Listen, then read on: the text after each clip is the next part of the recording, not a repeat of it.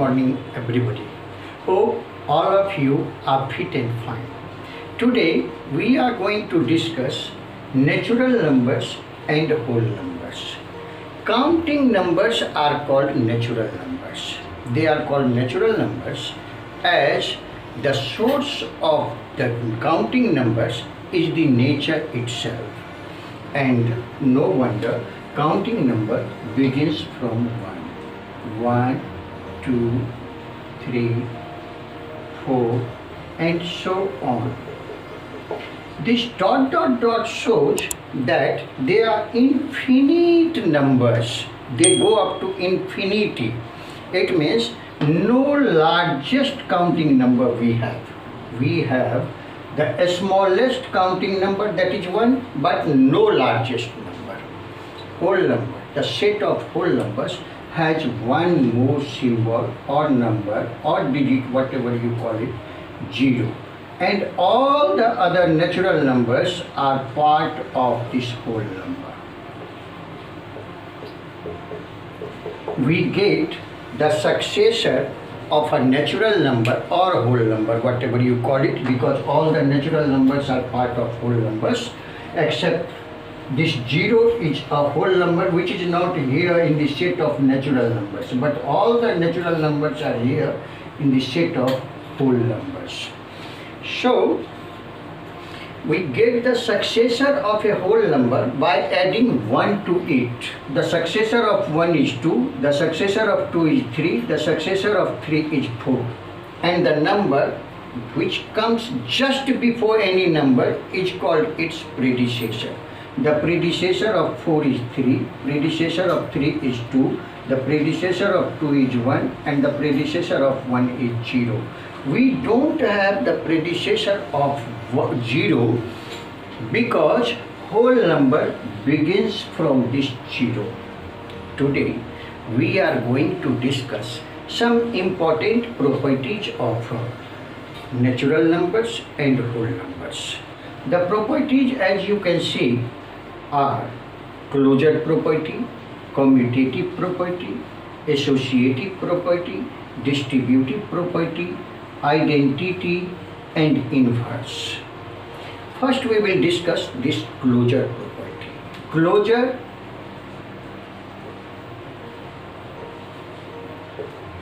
close. What does this close mean? बंद करना या बंद. अब हम दरवाज़ा बंद करिए, खिड़की बंद करिए, जो इधर है वही इधर में है, ना कोई बाहर जाएगा ना कोई अंदर आएगा. Closure property simply implies this. Take an example.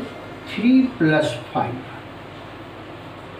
3 is a whole number. This 5 is also a whole number. And what we get is 8. This is also a whole number. No matter which whole number you take as addends, the result is always a whole number. This is called closure property. And we say addition of whole numbers is closed. Now let us check whether it is true for subtraction also or not. 5 minus 3 is equal to 2. 5 is a whole number, this 3 is also a whole number, and this 2 is also a whole number. Now 3 minus 5, this one, या तो आप कहेंगे कि this is not possible, क्योंकि सब्ट्रैहेंड तो छोटा होना चाहिए मिनुएंड से, लेकिन यहाँ तो बड़ा है, so this is not possible, और your answer will be -2. This -2 is not a whole number. So we say whole numbers are not closed for subtraction. Now let us check it for multiplication.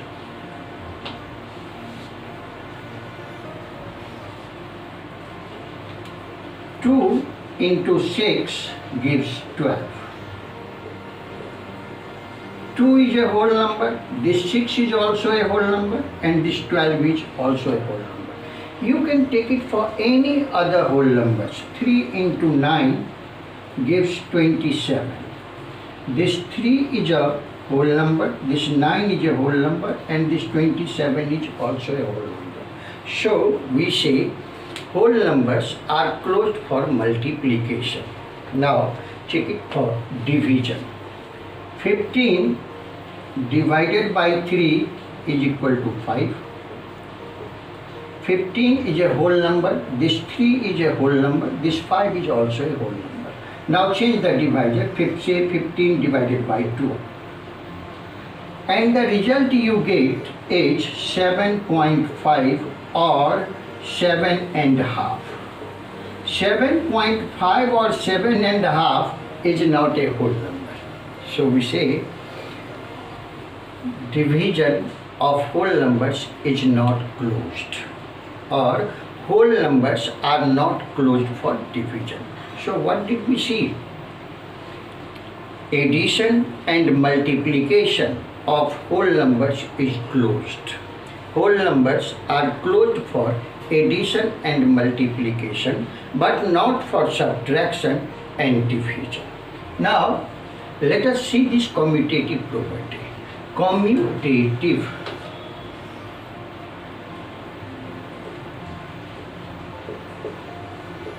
Commutative, that is shifting 3 plus 5.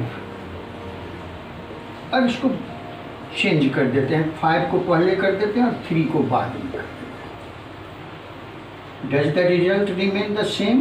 Yes, of course, 8. So 3 plus 5 is simply equal to 5 plus 3. The commutative property of addition implies that the addition of two whole numbers remains the same even if their order is changed. Order is changed means पहले वाले को बाद में कर दें, बाद वाले को पहले में कर दें. और ये प्रॉपर्टी बहुत ज़बरदस्त प्रॉपर्टी है, बहुत इम्पोर्टेंट प्रॉपर्टी है. कैसे? एक छोटा सा एग्जांपल दे देते हैं. हम लोगों की आदत है कि जब कहीं ऐड करने के लिए मिलता है तो जैसे लिखा, बचपन के दिनों से ही हम लोग करते आ रहे हैं. मान लीजिए 95 + 2, तो हम लोग 95 को फिक्स कर लेते हैं और 2 फिंगर निकाले, 95 के बाद 96, 97. अब जरा इमेजिन कीजिए कि दे दिया गया 2 + 95, तो अब 2 को फिक्स कीजिए और 95 कैसे काउंट करें भाई? प्रॉब्लम शुरू हो गया. ये कम्यूटेटिव प्रॉपर्टी बताता कि आप इसको इधर कर दीजिए, इसको इधर कर दीजिए, कोई फर्क नहीं पड़ता. And this is commutative property. And addition of whole numbers is commutative. When we say addition of whole numbers is commutative, we simply mean that the result of addition of any two whole numbers remains the same even if their order is changed. अब हम check कर रहे हैं subtraction के बारे में कि वहाँ भी ये कम्यूटेटिव है क्या. 10 - 5, क्या ये बराबर होता है 5 - 10? नो. 10 - 5 is 5 and 5 - 10 is -5. देख लीजिए. So we say subtraction of whole numbers is not commutative. Subtraction of whole numbers is not commutative. अब अगला लेते हैं मल्टीप्लिकेशन का. ये 4 ही हम डिस्कस कर रहे हैं क्योंकि यही 4 बेसिक ऑपरेशंस हैं और ये बेसिक ऑपरेशंस हमारे लाइफ के डे टू डे लाइफ में इम्पॉर्टेंट है, क्योंकि हर जगह जहाँ कहीं जाइए ऐड, सब्ट्रैक्ट, मल्टीप्लाई, डिवाइड यही करना होता है. तो अब हम मल्टीप्लिकेशन में देखते हैं. 5 × 10 = 10 × 5. ये दोनों बराबर. आप ऑर्डर चेंज कर दिए, even then the result remains the same. And this is commutative property of multiplication, and we say multiplication of whole numbers is commutative. The product remains the same even if the order of the numbers is changed. बस यही तो ध्यान रखना है कि order change कर दिए तब भी वही रहेगा. फायदा क्या होगा? अब मान लीजिए नंबर दे दिया आपको 23 × 4, 5, 6, 7, 8. करते क्या है नॉर्मल कोर्स में? 23 ऊपर लिखिए, इसके नीचे 4, 5, 6, 7, 8 लिखिए, पहले 8 से मल्टीप्लाई कीजिए, फिर 7 से कीजिए, फिर 6 से कीजिए, फिर 5 से कीजिए, फिर 4 से कीजिए। 5 लाइन में आपका मल्टीप्लिकेशन होगा, छठे लाइन में जाकर आपका रिजल्ट आएगा। अगर आप जानते हैं कि whole numbers are competitive for multiplication, तो आप इसको ऊपर रखिए, इसको नीचे रखिए, 2 लाइन में आप मल्टीप्लाई करेंगे और तीसरे लाइन में जवाब दे देंगे, तो आपका 50% टाइम बच गया। आप सोच रहे हैं ये बात, और ये इसलिए संभव होता है कि whole numbers are competitive for multiplication. अब आते हैं डिवीजन की बात देख लेते हैं। 10 divided by 5, is it equal to 5 divided by 10? No, not at all, ये इक्वल नहीं है, because 10 divided by 5 is 2 and 5 divided by 10 is half and 2 and half are not equal. So हम कहते हैं कि whole numbers are not competitive for division, और division of whole numbers is not competitive. अब हम देखेंगे अगली property, associative property. Associative property of whole numbers tells us that if the sum of any two whole numbers is added to the third whole number, the result remains the same no matter what is the order of the numbers. Let us take an example. 2 plus 3 plus 7, this is 12. Now if you make it 2 plus 7 plus 3, this is also 12, or you make it 3 plus 7 plus 2, this is also 12.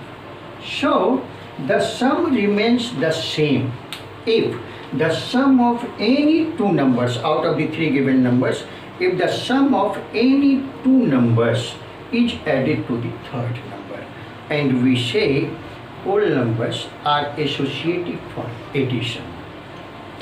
और ये काम आप खुद से check करके देख सकते हैं कि क्या ये सब्ट्रैक्शन में होता है, नहीं होता है, और क्या इसका फ़ायदा है एसोसिएटिव प्रॉपर्टी का, वो सब्ट्रैक्शन पर जाने से पहले जरा हम देख लेते हैं कि how does it help you. देख लीजिए, लिखा 363 प्लस 989 प्लस 237। अब एक उपाय है कि सबको रोज कॉलम में अरेंज कीजिए और ऐड कीजिए। दूसरा उपाय आपको पता है कि 63 प्लस 37 गिव्स 100, तो आप ये दोनों को एक साथ कर लीजिए। 363 plus 237 plus 989। Now it is 325 plus 1 600 plus 989, this is simply equal to 1589। और ये इसलिए पॉसिबल हो पाया कि addition of whole numbers is associative. हम इसको इसमें जोड़ें या किसी को किसी में जोड़ें, कोई फर्क नहीं पड़ता। और आप चेक कर सकते हैं अब सब्ट्रैक्शन के लिए कि ऐसा होता है क्या, नहीं होता है।